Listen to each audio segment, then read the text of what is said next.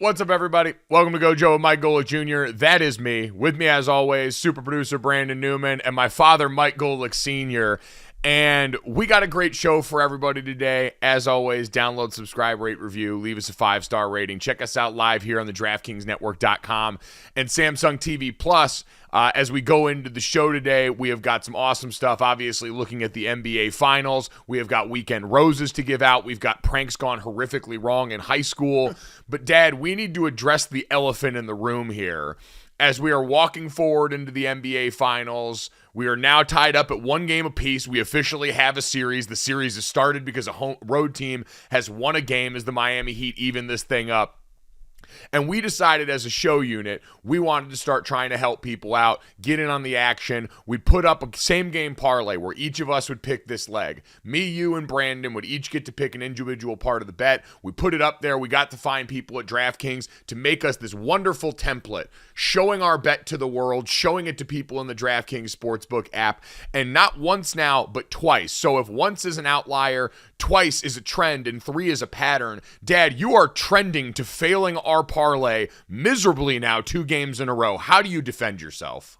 Well, first, I appreciate all the people that are jumping into that bet and trying to win money along with us. Yes, I have in the game 1, it was my Caleb Martin will make over 2.5 threes. He made none.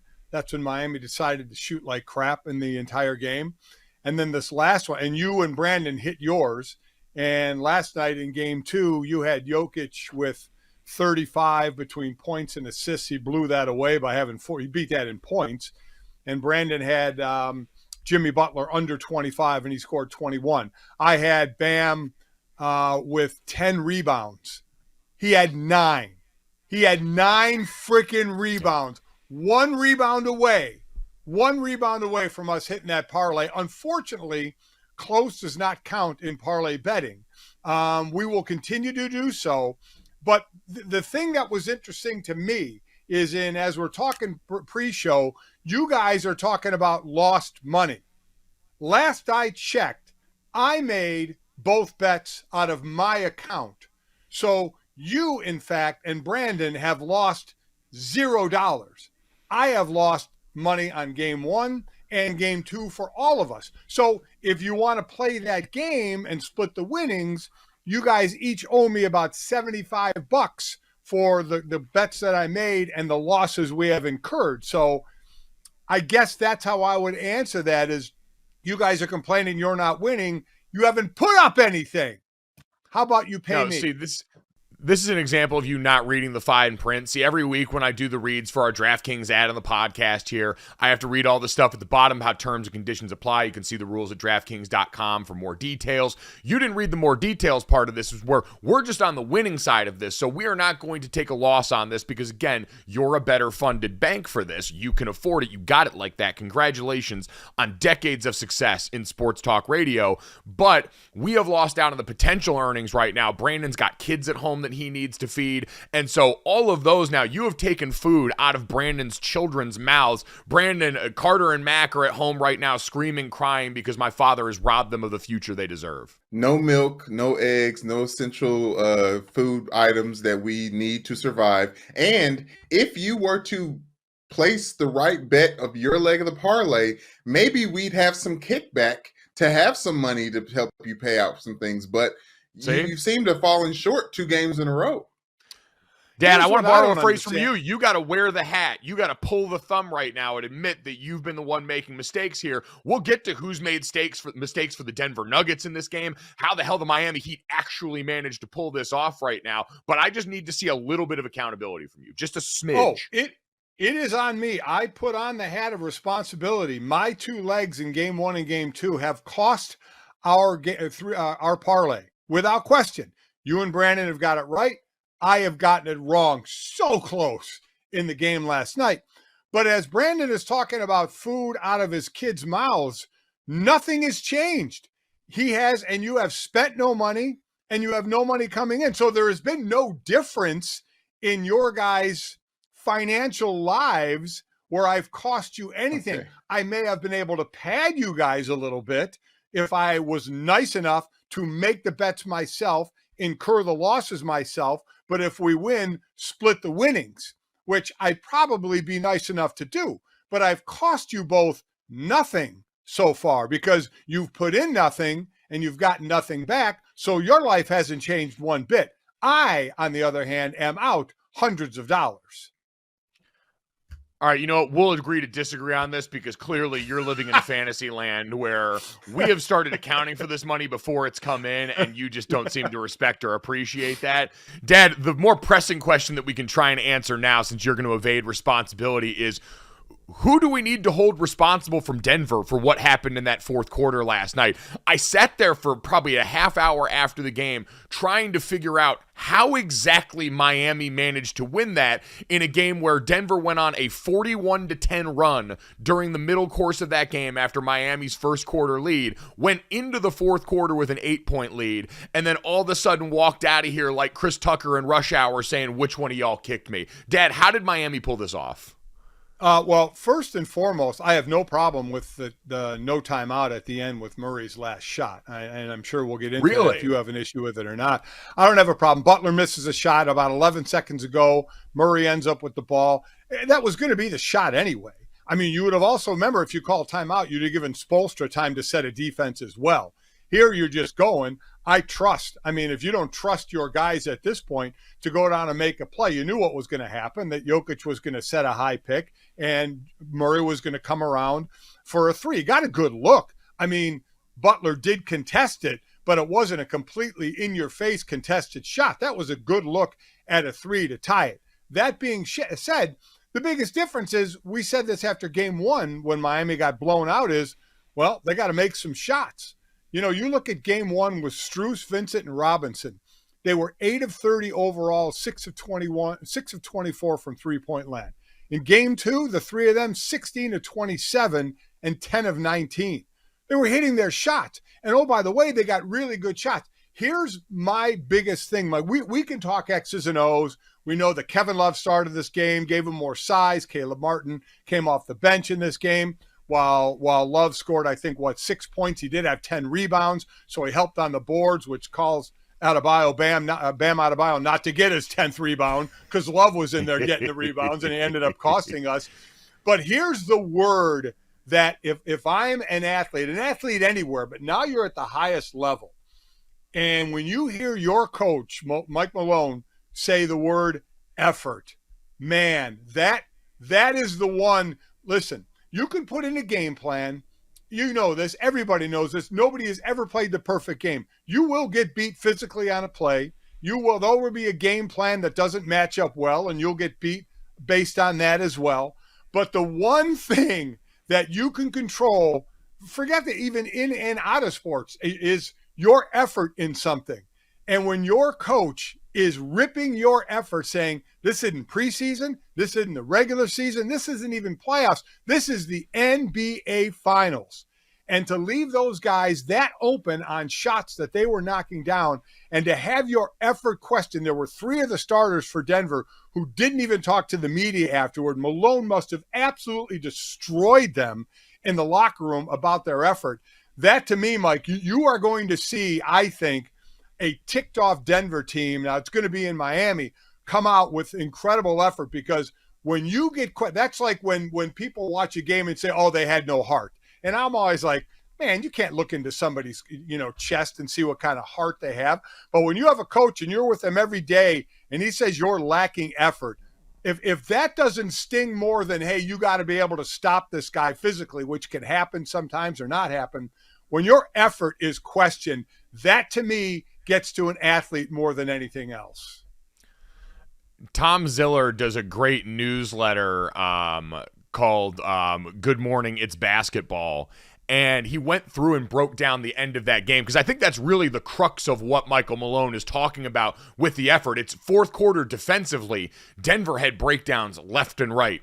And he went through, the Heat scored 36 points on 19 possessions. They were incredibly efficient, and a lot of those there were a few tough shots that got made, but most of them were defensive breakdowns by Denver that led to open Miami shots that they started knocking down, right? All of a sudden you had Duncan Robinson come alive and score all 10 of his points in the fourth quarter. It was simultaneously the Heat role players did the hardest thing in the postseason and had really strong games on the road, right? You had, and really role players are all of the non-Bam Adebayo and Jimmy Butler players. And so Gabe Vincent goes out and leads you in scoring. Duncan hits it timely there, but Denver on the other side seemed to lax in their attention to detail defensively, and you saw guys like Michael Porter Jr. get benched in the fourth quarter for their lack of defensive effort. Dad, how many times is Jeff Green going to foul a three-point shooter? Like, if we're talking about role players overall in this game who had a bad time, Cody Zeller's at the top of the list, right? Cody Zeller may not get to see the floor again for Miami in this series because, to quote Bomani Jones, every time he stepped on the floor, Nikola Jokic looked at him and thought, food. That man is edible, and I am going to go to work. But besides that, Jeff Green fouling 2 3-point shooters in critical junctions has to be near the top of the list of mistakes the likes of which Michael Malone was talking about. Yeah, completely agree. And listen, you got to have Zeller in some because Bam needs a little bit of a break, right? He still played 40 minutes and needs a little break, and, man, they take advantage of that when he does. But listen, I agree that, Mark Jackson was doing a great job on the TV showing the lacks of rotation on defense when Miami was getting those wide open looks on the threes. And as Michael Malone said, it's just a lack of effort, lack of rotation, just lack of wanting to get there. We talk about that on defense. Defense is a whole lot about want to, X's and O's, and want to do it. And Denver just wasn't there. Didn't have it, didn't want it, needs to get it back. So, Dad, if we're looking for a crux of where this game overall turned in favor of the Miami Heat, right? What was so different game 1 to game 2? We mentioned their players knocking down shots is the, overly simplistic version of this. They shot almost 50% from beyond the arc, I believe 35 attempts. Huge swing, and we've seen with Miami all postseason. But how did they get to that point? To me, the answer is twofold. It is Bam Adebayo and Jimmy Butler pulling the Freaky Friday on Nikola Jokic. If you go back to game 1, Joker had 14 assists in that game and was distributing the ball to everybody. He made life easier for everybody on that Denver sideline.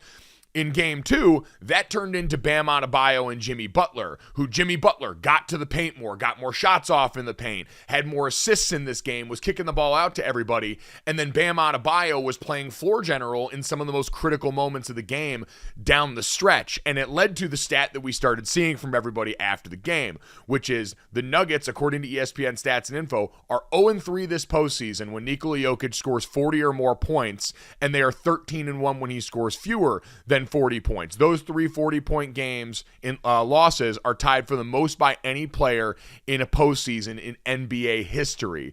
And when this information was taken to Heat head coach Erik Spoelstra about what they did to try and solve this problem with Nikola Jokic, turn him into a scorer, essentially, sag off him, only throw one body at him on defense, and let him go to work, this was the frustrated response of Heat head coach Erik Spoelstra. Final question on the left. Hey, Coach. Ramona Shelburne, ESPN. This is probably oversimplifying things, but sometimes when teams play against Jokic, you turn him into a scorer, you turn him into a passer, and he controls the game. He only had 4 assists tonight. Yeah, that's ridiculous. It's just, that's the untrained eye that says something like that. This guy's an incredible player. Twice in 2 seasons, he's been the best player on this planet. You can't just say, oh, make him a scorer. That's not how they play. They have so many different actions that just get you compromised. We have to focus on what we do. We try to do things the hard way, and he requires you to do many things the hard way. And he has our full respect. Okay, thank you. Thank you, Coach.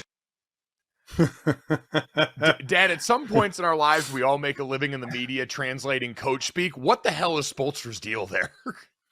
It's almost like he doesn't want to admit a way to victory, right? yeah, this is our plan. Let Joker be the scorer here. So then that gets back to, to them and say, oh, that's what you think, huh? You don't think you can do it. I mean, coaches are never going to want to somehow, some way, does he feel it's going to be disrespecting the other team that we say, oh yeah, if we just turn him in, let him score all the points, we can get the win. And oh, by the way, the stats have proved that this year. And let's also not act like this is something that we're first seeing this year. How many times have we seen the best player on our team go off and score 40 or 50 and it's a loss, right? Because they're scoring all the points. The rest of the team's not involved. This is a better team when everybody's involved. And I think everybody knows that. So when you're playing against a guy that's that good and a team that's that good, you have to find the ways that are going to help you best. Now, again, it's not that simple because we go back to the first game where Jokic, just distributed the ball everywhere, but Miami was missing every shot imaginable in that game, right? Every shot they were missing in that game, they were making in game 2. So you have to add that into it as well. But I think there is absolutely something to let him go ahead and back somebody down. Let him be the guy one-on-one, and not let him dish the ball and get everybody involved. We've already seen that. As we said, stats have proved that. Over 40 they've lost, 0-3. So I just think it's a coach not wanting to let the other team know, yeah, we figured it out. Now we're good. We're just going to let him score 80 a game and we should get the win. I don't think any coach will ever want to admit. Well, especially not when you're coaching against Michael Malone, who's the bulletin board material king. You give him any perceived slight, and all of a sudden, he's going to load up the ammo. But I think you're generally right. Like, maybe there's some aversion to having your very complex game plan woven down to one sentiment. That's probably true, and it's why I said they sort of Freaky Friday Jokic with Bam Adebayo, because in game 1, that's kind of what we thought the thought process was with Bam, right? They got the ball to him in the middle with a lot of space. They were sagging off him and just saying, hey, if you're going to make a bunch of mid-range twos, we'll take that and we'll go down on the other end and we'll trade for threes and we'll run our version of offense and we'll live with you being the guy to go off at the expense of some of the rest of those Heat players. And now on the other side, it's a much more high-powered version of that, right? Bam went for 26 the other night. We're talking about what a great game he had. Jokic goes for 41, and it's not even the most impressive performance he's had this playoffs. But I think in general, sentiment-wise, that's probably it because we talked about Jokic is a supercomputer made flesh, right? He processes all this information incredibly high speeds. He makes the right basketball decisions. It's why he's such a potent player. You watch how quickly he does all this stuff. And if he's seeing a one-on-one matchup, more often than not, he's going to exploit it. We, kind of like we always talk about with LeBron, trust Jokic to make the right basketball play here. And in a lot of cases, especially when we talked about like the Zeller minutes, the right plays to go to the rack and make this happen. So I understand that is one part of the game plan, but overall, I agree with what we talked about off the top. This is much more about the Denver defense having to hold up its end of the bargain in critical moments. Yeah, I absolutely agree there. And also with Denver, you can sit there and say, let Joker get his points, but if Joker scored 41 last night and Miami shot like they did in game 1, Denver would have won this game, right? I mean, the part of Joker making or scoring all those points comes on the fact that Miami scored 18 more points on threes than Denver did, and they shot 49% from three-point land. So that has to be part and parcel. That's another reason why it's not just that simple. Let Jokic score, and we have a better chance of winning. Well, you got to hit your shots, and they did hit their shots. So that's what it comes down to, where Strus was 0 for 10 in game 1. He came out of the game on fire last night, hitting threes right out of the gate. So you kind of wait and see how that's going to go. And I think Spoelstra said the right thing to a Vincent, to a Strus, to a Robinson, is, hey, about your misses in game 1, so what? Keep chucking them up. Just keep shooting. This is going to be how we live. We're going to drive the basket a little more with Butler. You guys are going to have your open shots. Just keep shooting. It got us to the NBA Finals, and it got them a win last night on the road. Their whole mentality, this is one of the mentally toughest teams ever, and they are always constantly on brand. Gabe Vincent sitting with the crew after saying, we don't give a damn about what anyone thinks of us. All right, so before we get to our roses for this week, our top performers from outside of this NBA bubble, even though that's a triggering term that we've been in for the last couple of days here. Dad, overall, now the series evened up one apiece going back down to Miami. Does this change any of your outlook on how you think the series goes long term? No, I had said Miami in 6, probably 5, but Denver in 6. I'm sorry, Denver in 6, probably 5, but I said 6 officially. Miami did what they do on the road. It's crazy. By the way, 13th win as an 8th seed. That set the record. They passed the 99 Knicks as an 8th seed who had 12 wins. So pretty impressive out of this crew. I still think Denver overall was a better team. I think Malone really, really, is going to turn up the ratchet a little bit on them with the whole effort talk. So I think you're going to see a real forceful team coming out in game 3. I think they split again in Miami. I think it could be, quite honestly, 2-2 going back to Denver. But it wouldn't shock me if Denver took both of them. So, no, I still like Denver in this, but give me 7 games. Give me till June 17th. Give us all the content to talk about in the summertime. Amen, I do believe. Yeah, I had Denver in 5. Feeling a little leery about that because I don't know if Miami's going to get swept at home, but this was the Nuggets' first home loss the entire postseason, and you're right. Michael Malone, you even heard him on the sideline, goes, offensively, we're going to be fine. We're great on offense. They've got one clear area. They can roll out of bed, and they're going to be able to, Murray Jokic pick and roll you to death and do all the things that they do. Defensively, I'd imagine we're going to see a very different outfit come this next game. So that'll be something. By the way, shout out, I know we're going to do roses to Jimmy Butler, though. We bet the under on the 25 points for him. That really undersells overall his impact on this game. I think I saw the stat. He took 14 shots from inside 18 feet, drew 5 free throws, also dished off 9 assists in this game. He was what they needed him to be, not as a scorer. I don't know if we're going to get another Jimmy Butler takeover game offensively like we saw in those early rounds, but he filled in all the cracks that this team needed him to, and probably isn't going to get the credit for it because we've seen so many gaudy performances from early in the postseason, but it was really, really impressive last night in ways that don't always show up as clearly as what he did before. So that is the Miami Heat. Heat culture spewed all over us, the volcano of it, barfing up. Ryan Cortez from the Le Batard Show now spreading that to Altitude Sports, calling into radio stations out in the Denver area. It is mayhem. We are looking forward to all the rest of it. But, Dad, we've also got Monday around here. We've got our roses to give out. Deserving performers from the weekend, Bachelor, Bachelorette style here. We'll start off with you, Dad. Rose in hand. Who are you giving it to and why? Well, I'm giving a rose to Rose. How about that? Rose Zhang. It works out well. What she has done in the past in a span of 13 days, she helped her team win their second national championship at Stanford. They've won 2 national championships, by the way. And then she became the first woman since, I think it was Beverly Hanson in 1951 to win in your pro debut. So it's been 72 years. She wins an NCAA title, then her pro debut at the Mizuho Americas Open in Jersey City. She wins it on the second playoff hole. So what a run for her. I mean, absolutely incredible.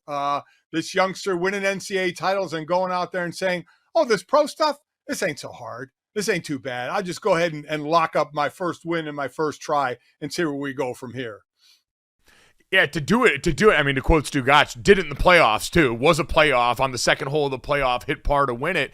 And yeah, a really cool moment. I think they had Michelle Wee West on the broadcast too, who obviously another famed former Stanford golfer, watching as this next generation of star gets ushered in here. It's so demoralizing for the rest of the pros here. And listen, we saw plenty, right? Rookies that burst onto the scene and have great success here. We're just still basking in the glow of the Brock Purdy experience in San Francisco. But there is always something to me about an individual sport like this being able to survive that crucible. So pretty cool moment for her. I'm sure not the last of these kind of victories that we'll see. So Rose Zhang, the first Rose recipient of this week. Dad, for my Rose, I'm going to go to the NHL that we talked about, and we're hopeful to have a friend of ours come on here and be able to give us some live updates from what went on inside that arena for the Vegas Golden Knights. who rallied around an incredible third period and won that game 5-2 to take game one of the Stanley Cup Final. So I was sitting watching that. So I worked a camp at Pittsburgh this weekend, an offensive line camp, the Joe Moore offensive line camp there. Obviously one of the great coaches of all time. And Pittsburgh, certainly a cradle for young, beefy lads who want to be great at football. But we're sitting around at a bar after watching the game, and I look up and I see the Florida Panthers jump out early, and I'm like, okay, things are going well here. And then I see the moment. So if you're looking for moments where things may have turned over the course of this game, Aiden bleeping Hill in net for the Golden Knights goes out in that first period and Matthew Tkachuk, who's been the star, the darling of this postseason, lets one fly, and he just pokes that stick out and thwarts disaster there for the Vegas Golden Knights. And everyone talked after this moment that all the rest of those guys could rally around until they finally get to the third and make this happen. But Dad, freak show effort for a guy who wasn't even the day in, day out guy during the regular season, has 8 wins during the Stanley Cup playoffs this year after winning just 16 games the entire regular season. He's another guy I think is going to be an unrestricted free agent going into this offseason. So having your best when your best is required coming up on a potential payday is not a bad way to do business. You know, we've always talked about what athletes, what players, and what positions can have the most effect on a game. Certainly we talk about NBA because you can be on the court for offense and defense. But when you get a pitcher that's unhittable, or you get a goalie standing on his head, that's something that I think a couple of positions where you have the most where you can get the most out of somebody, where one person can define it so well. And that was a huge save, like you said, till that third period where they just exploded on Florida and put up 3 goals. That was a big stop. And that's what you always look for in hockey, is that goalie making incredible saves. Yeah, the whole experience around Vegas was magical to watch. Like, you watch their warm-ups, it's just everything about that city. You got a giant actual Golden Knight out there on skates. It all reeks like some sort of like residency show out there. It's absolutely perfect for them. So they take the 1-0 lead in that series, which is pretty incredible. Dad, if we're gonna do like an honorary rose here, Brandon, I don't know if did you have a rose picked out for this week, Brandon? I don't want to put you on the spot right now. We didn't get to talk about this beforehand. You've constantly been juggling kids for the last week. You've got kids without daycare going on right now because you were on some sort of break. Is it summer now? I don't even know anymore. Mike, you said you didn't want to put me on the spot, and then you just did it squarely. I am disappointed in you. Continue on whatever tentative rose you had planned. That's fine. You know what? Honestly, Brandon, I just wanted to double check because I had one that I thought would speak to your heart. Austin Reeves. Yes. Yes, exactly. Heading to Team USA on the upcoming FIBA World Cup roster in the Philippines right now. He joins a group. So Anthony Edwards, Tyrese Halliburton, Austin Reeves, Mikal Bridges, Bobby Portis, and Jalen Brunson have all committed to play for Team USA, league sources told The Athletic. Now, they're still compiling the roster. Grant Hill's taken over as managing director for Team USA basketball, and Steve Kerr's taken over for head coach. They haven't announced the roster yet, but man, what a glow up for the kid Austin Reeves. Balling out during the NBA postseason, becoming the 3rd star of this big 3 for the Los Angeles Lakers, and now getting to wrap himself in the flag here. Dad, I am pumped for this guy. I need to see more of him. Everyone talks about in the international game, he's a big 2-way guard, all these things that work well in that game. I just want that unbridled confidence to be one of our exports now to the rest of the world as we get ready to kick their asses. You know me and representing your country. I think this is awesome. And while he gets, as you said, wrap himself in the flag, he also is going to wrap himself in money off of the way he played last year. What did he make? $2 million? And did he even make that much? I mean, he's in line for one heck of a payday. So yeah, it's 2 thumbs up for Austin Reeves and what's going on with him and where his future is going. Yeah, Austin Reeves was finishing up a 2-year, $2.5 million contract with the Lakers that is going to look like absolute chump change for him in short order here. So he's going to be one of those guys we always look back and go, so-and-so's had an incredible last year, and we do the timeline of events. By the time we get to this next fall, wherever Austin Reeves is playing, and we know there's a potential he could be back in Los Angeles. I've seen Brian Windhorst and others sort of do the math on, hey, can the Lakers go out and pursue another superstar, the Kyrie Irving elephant in the room, and then still potentially bring back a guy like Austin Reeves. It's all possible, but when he shows up for one of those games, it's absolutely going to be a guy who's got that timeline that makes us all smile. So at GoJo Show on Twitter is where you can hit us with more of those potential Rose options for the rest of the week. Dad, before we take a visit, hopefully with one of our friends here, and I don't want to name it too quick unless it falls through, the other thing that stuck out over this weekend and that I saw make its way to NFL media, I saw Mike Florio penning to paper about Nick Saban making his way to Washington as one of the figures around the NCAA and college athletics lobbying for the NIL changes. That seems like it's been going on forever, Dad. Like, I don't know how much headway we're ever going to make in this, because it seems like we're always lobbying and no one's ever getting anything done and trying to change the NIL rules in college football. But with Nick Saban and what he was a part of here, I want to read you this quote and tell me what you make of it, because we know Nick Saban, always the savvy media man, always has a message in front of the microphone that he's trying to let you know about, and usually letting you know in advance, if you don't change this, I am going to weaponize this and destroy you. Nick Saban said, quote, "I don't think it's going to be a level playing field. Some people are showing a willingness to spend more than others," in reference to the current NIL landscape. "If you want to bring the NFL into it, they have a salary cap, and they have all the things that level the playing field. We could put guidelines on some of this stuff that would do the same thing." Dad, what do you make of this from Nick Saban right now? What message do you think he is trying to send the rest of the college sports landscape? Well, I mean, you're right. He is sending a message. Remember, he was complaining about the up-tempo offenses, that players are getting too tired on the field. It could lead to injuries. And next thing you know, he's running an up-tempo offense. So he is always doing something with an agenda. And that's why he's one of the great coaches of all time. That's why he has a lot of hardware. You have to give him his due. There is nothing he does that's just to do. There is always a motive for what he's trying to do. And what he's trying to do here, I laugh at this. I don't think it's going to be a level playing field. Nick, it wasn't a level playing field when the illegal money was getting handed out by everybody, okay? It's like, who decided they wanted to spend what, how much they wanted to spend, and give the bag under the table. So it wasn't a level playing field then. Now you're allowed to spend money. And I think he and other coaches are mad because it does actually even out the playing field more than it was before. The playing field is more even now than it's been before for teams that wanted to do the illegal bag under the table. Now you can pay. Now if you have alumni who want to go collectives to get money together, you can do it, and more power to them. And you know what? Everybody can look themselves in the eye from the Congress to the conferences to the commissioners to the presidents, because you know what, Mike? Take the Congress out of this for a minute. They did nothing. They did nothing when this started. Again, the NCAA was Pontius Pilate. They literally brought a bowl out and washed their hands of this thing and said, we have nothing to do with it. You guys figure it out.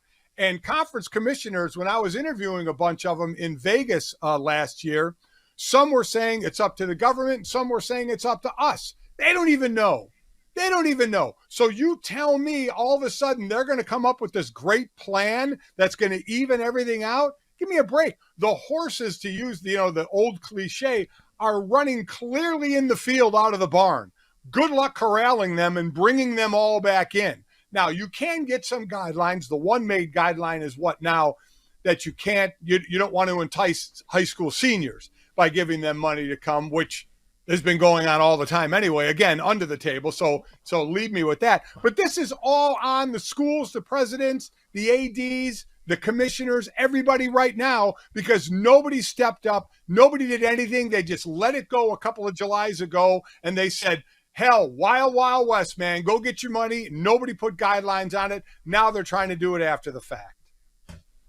I do get all that and like the big picture of this. I do wonder, because Nick Saban sounds more bothered than worried. It's going to be fine for him. No system's ever going to really be that much trouble for him. The guy in the last 2 years has had the 1 and 2 ranked recruiting classes in college football as all this changes go on. Water's going to find its level, but he's never had to play by the rules everyone else has because he's Nick Saban. He just sounds more bothered than anything. I do wonder quietly how many more coaches would love, because he mentioned the NFL model. That also comes with treating them like employees, professionals, professionals, unions, all the other things that come with that. I do wonder how many coaches would prefer that over the current system, because it would give them back a lot of the control that they lost when these collectives started being the ones that were holding the purse. See what happened with the Florida Gators this past offseason. So we'll be interested to keep an eye on. But again, anytime Nick Saban speaks, it's always worth noting, because he's probably going to try and hurt you soon. Speaking of someone who hurt a lot of people with their actions, our good friend and ESPN radio host Jason Fitz is joining us here now on the show.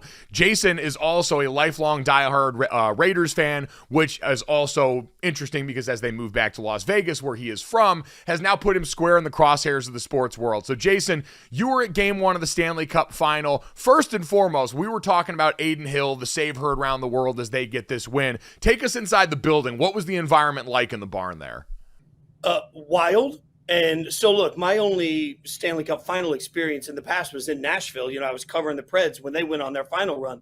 I had no idea what to expect. Vegas put on a show, gentlemen. I mean, it was from the outset. The intensity was incredible. The way they brought the players out on the ice was incredible. The hockey knowledge from the fan base, I didn't know what to expect, was incredible. And it was a wild vibe. That save, I think, for a solid 10 minutes because they kept playing it in the arena for a solid 10 minutes, it was on fire. Guys, I mean, come on. I'm cheap. I even bought a Stanley Cup Final hoodie. I bought the pullover. Like, I was all in on it. It was a wild environment. Great.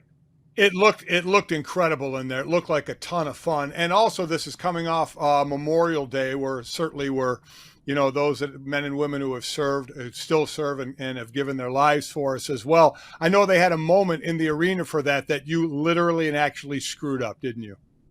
Yeah, I think they could have made it clearer. I mean, we're sitting there, maybe having a couple of cocktails. I made friends. I moved. You guys would appreciate this. I saw that there was a family that 2 of them were sitting at one side, 2 of them were sitting on the other side. I brought everybody together. I reshifted the seats so the family could sit together, made the whole row friendly. We're having a good old time. And they said, I thought, please rise to acknowledge our heroes in attendance. So I rose and I'm just clapping, and suddenly a guy next to me says, "Where'd you serve?" And I'm like, I didn't serve. I thought we were acknowledging the heroes. And he said, no, the PA announcer asked the heroes in attendance to please rise. And I was like, well, so yeah, I wondered why only a smattering of people stood. Like, usually in that moment, everybody pops up. I'm standing up, just clapping like a stupid seal. And now we all saw how that played out. Oh my God. So you've got actual SEALs probably in the building standing up, and then you've got Jason, moronic sports fan stealing literal valor in the middle of this moment. Jason, outside of your complete idiocy and stealing valor in that moment here, what's the overall impression as we've got 2 very non-traditional areas, powers in this Stanley Cup Final right here? How's Vegas been able to do this and become a hockey town in such short order?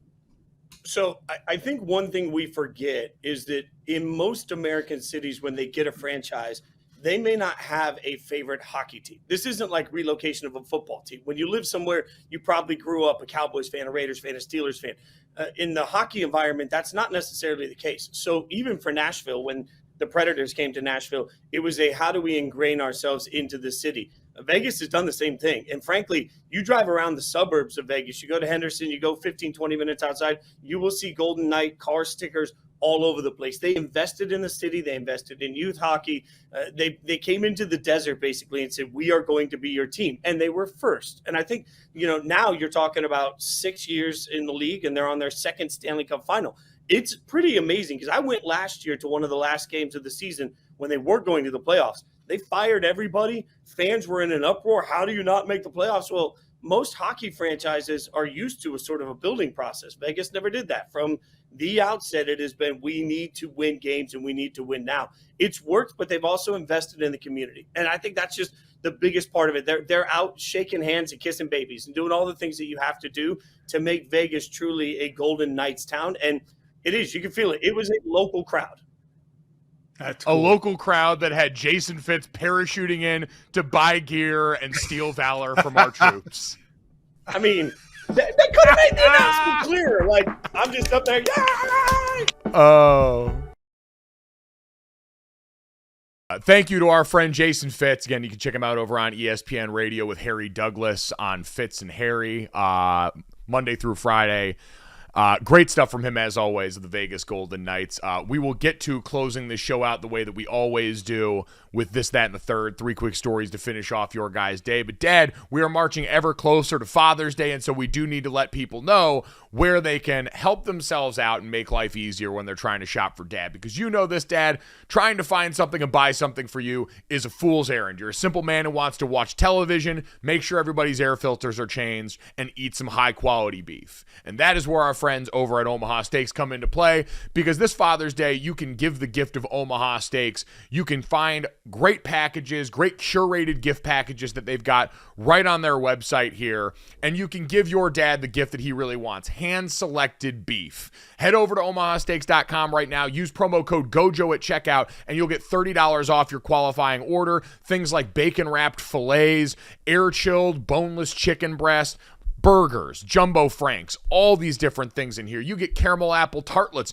if you're looking for a little bit of dessert in your life right now, because what pairs better with beef than dessert? You can check out all the other hand-selected packages they have that are guaranteed to make Dad's day, because if there is one thing we know, dads want steak. So whether he's your father, your father-in-law, or father figure, he's the guy who's always been ready to step up when you needed him the most. So this Father's Day, show him the love with the only gift that's as unforgettable as he is, mouth-watering perfection that is Omaha Steaks. From perfectly aged, tender steaks to hand-selected packages, Omaha Steaks is going to make it easy to give Dad the gift he really wants. Order today and get $30 off with promo code GOJO, and every purchase is backed by their unconditional money-back guarantee. Minimum order required. See site for details. Dad, now that we're both sufficiently hungry, let's get to this, that, and the third and finish this show off the right way here. And the only thing better than talking about steak is talking about money, Dad. And there's a lot of it going out. So I have to ask you, what do you think the bigger story is right now overall in the world of soccer? Because we've got on one hand, Zlatan Ibrahimovic, who came over here, played in LA in the MLS for a while, was a sensation in the US, announcing his retirement after finishing up the other day with AC Milan. He finishes with 93 goals in 163 appearances over 2 different stints at AC Milan. He came back in January of 2020 and helped them win a Serie A title last year? Or is it what we talked about the other name, Karim Benzema, reportedly, according to journalist Fabrizio Romano, getting ready to sign a 3-year, $643 million deal to play in Saudi Arabia? Well, I mean, Zlatan, putting his play, let alone, you mentioned his goals. He had 561 goals for club and country over the course of his career. But putting a microphone in front of his face was the best thing. It was almost better than watching him play soccer, which his personality was fantastic. But this money thing, just to see where money is going, Benzema, if he signs that, is going to sign by total the second largest contract of all time. And soccer players hold the top 3. Messi signed a $674 million deal. And then Benzema, if he signs it, will be $643. And Cristiano Ronaldo, a $536 million deal. So those are the richest ever. And then you get to Mahomes' $500 million deal. And then 6 through 20 are baseball players. And then you get to Max Verstappen from F1, who signed a 5-year, $275 million deal. So the money that goes out, Mike, blows my mind. Now, again, this is Saudi Arabia money, as we know from Live, that they have a lot of money to spend. Well, Cristiano Ronaldo, that's where he got his money from, and he wants out of there after a year. I don't know what the payback is or anything. I know in Live it's big, so we'll see what happens there. But that is a boatload of money to get handed. $214 million per year, $41 million, I think, per week. Yeah, I mean, it's a winning lottery ticket. We talk about this all the time with these guys, but making $4 million a week, even if you're going to be a little bit miserable, which is amazing. Cristiano Ronaldo, how rich and powerful you've got to be to get that from those people who we've talked about. Probably not the people that you want to tick off and go back on your word once you've entered into a high money agreement with. The fact that Ronaldo feels comfortable doing that is, even on the scale of all these rich guys, built very different. So happy trails to Zlatan also, who most people think was the inspiration for the character Zava on Ted Lasso in season 3. An incredible personality, now heading to happy trails. Dad, let's get to that. Speaking of big personalities, we talked the other day, so HBO was getting set to get started reportedly on the Barry Bonds documentary. Former Florida linebacker Brandon Seiler said, according to an Instagram post, that apparently Netflix is getting set to work on the Urban Meyer Florida Gators documentary. The title, I think, is tentatively Swamp Kings. It would be part of the Untold series, so that same series that did the Manti Te'o Lene Kekua documentary. Now looking at the Florida Gators teams from the early 2000s, like 06 to 09, that had Tim Tebow, that had all the different things that went on there with him and those teams there. Just remarkable stuff, Dad. Fire me up on this one. It's about time to see the football team that was one of the defining traits of my early lifetime now had their story told. Yeah, this is when Chris Leak was a quarterback, won that first title in 06. Him and Tim Tebow was kind of the change-up quarterback. Then a couple years later, it was Tebow's team. And for me, Mike, these things, it all depends on who's telling the story, because whoever's telling the story wants their narrative out there, right? So are we going to get all the untold things, the behind-the-scene things here, or are we going to get someone's narrative of this? That's what I don't know. It sounds like, oh, my God, we kind of see things and hear things about Urban Meyer and places he's been, but it all depends on, to me, on who's telling the story. Are we really going to get – because what do we want this for? We want this for the behind the scenes, right? We want this for, is there any dirt out there? That's what we want. We all saw what happened on the fields. We want what's behind that. Yeah, we want, and we all looked at this as Tim Tebow, a real life touchdown Jesus, and what he was able to sort of hide from the public view, as you had Aaron Hernandez on this team, the Pouncey brothers there, Percy Harvin, one of the greatest athletes I've ever seen on a football field, all these different things that came into a team that had a ton of off the field impropriety that was all washed away by Tim Tebow and that famous speech and him going out here and being able to do things that were unbelievable. So I'm fired up for this one. Again, this is my college football lifetime and childhood now getting center stage. Dad, let's get to the third, though, because we're going to work further back on the youth chart here.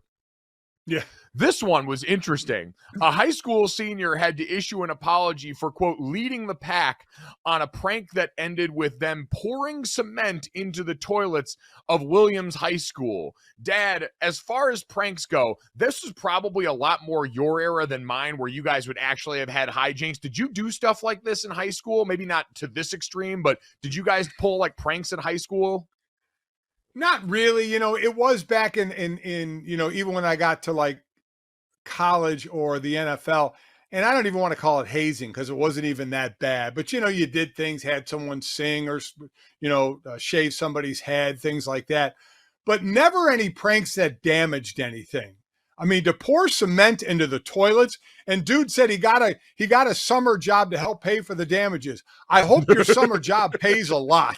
All right, man, because screwing up those toilets like that. And by the way, there were 80 people that weren't allowed to walk in graduation for that one. And anybody in the underclassmen got suspended for the rest of the year, and they're going to get more next year as well. But it was never anything. And I'm sure it happened in our era.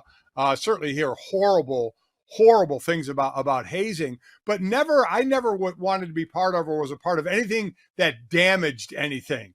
And you got to know, pouring cement into a toilet is going to wreak incredible havoc on that plumbing system and destroy those toilets to where there's going to have to a whole hell of a lot be done to fix that. Yeah, I hope his job this summer is managing a hedge fund because, brother, you're going to need it. Although I will say my high school probably would have preferred cement over what I did to some of those toilets back in the day, Oh, great. Seriously? That's where we're going? Back in the day? I mean, it sounds like you still do that now. Yeah, that's a fair point. I mean, there's a lot of plumbing that would probably have benefited more from cement than what came out of my body. If you benefited from what came out of our mouths during this podcast, download, subscribe, rate, review, leave us a 5-star rating, and of course, check us out live here on DraftKingsNetwork.com, Monday through Friday, 10 to 11 a.m. Eastern. Thanks, and we'll talk to you tomorrow. Boom. Money in the bank.